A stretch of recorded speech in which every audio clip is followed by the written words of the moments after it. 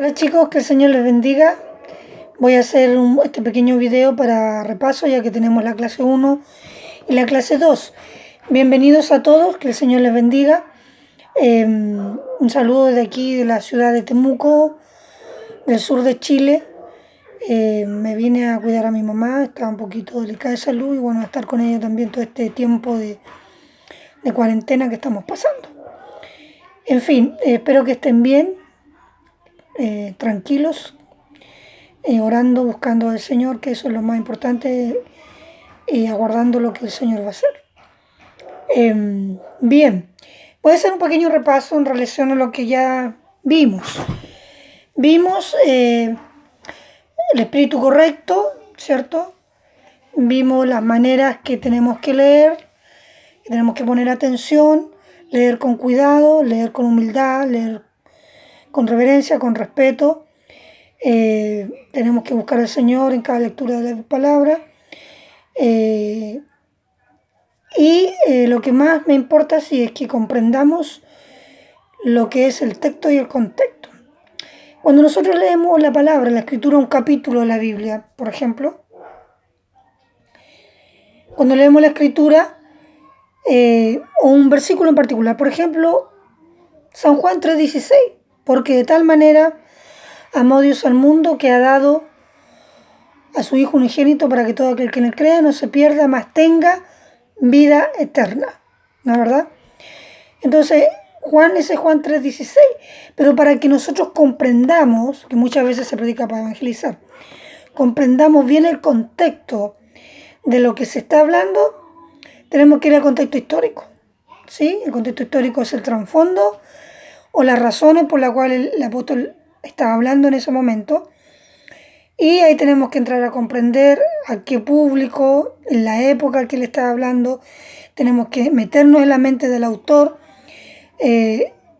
extraer lo que el Señor le estaba mostrando a él, lo que le estaba diciendo que diga y escriba, ¿no es verdad? Para eso, como hemos solamente tomado el versículo 16 de San Juan, tenemos que comprender, para comprender el contexto histórico, ya tenemos que comprender y poder ver el tema principal del capítulo, tenemos que leer todos los versículos anteriores a ese capítulo. Ese sería el contexto, ¿cierto? O sea, el contexto sería no solo el trasfondo, sino también los versículos anteriores a ese versículo que hemos leído. ¿Me entienden? Porque los versículos anteriores, ahí está el trasfondo histórico. Ahí está la explicación. Ahí vamos a encontrar las razones. Y si no está ahí, si solamente Juan 3:16 es un versículo aislado que habla de otro tema, tenemos que buscarlo más abajo, después de ese versículo, ¿verdad? Y si no está ahí, tenemos que buscarlo en el capítulo que viene, el siguiente. La cosa es hilar los temas y encontrar el trasfondo ya de lo que el apóstol estaba hablando. ¿Sí? Por ejemplo, San Juan ahí 3:16 dice, porque de tal manera está hablando de la salvación, del propósito de Dios, más que nada, más que en cuanto a la relación o la salvación específicamente. En los versículos anteriores, si leemos de San Juan capítulo 3, del versículo 1 al 15, vamos a encontrar el contexto, porque ese sería el contexto, ¿ya? Hasta que llegamos a San Juan 3:16, que es donde muchos se apoyan para predicar. Pero de ahí para abajo, Juan, enlazado con ese tema de la salvación, porque Juan 3:16 habla del propósito de Dios en cuanto a que Dios tenía el propósito de salvar al hombre. Pero en Juan 3:17 dice, porque no vino Cristo, ¿verdad?, a condenar al hombre, sino para que el hombre sea salvo por él. Y empieza a explicar, a dar ciertas explicaciones. Pero dice, el que ha creído es salvo, pero el que no ha creído ya ha sido condenado. Entonces empieza a meter otros temas, como a desglosar este propósito, ¿no es verdad? Entonces, en el contexto nosotros tenemos que buscar el hilo conductor de cada tema que va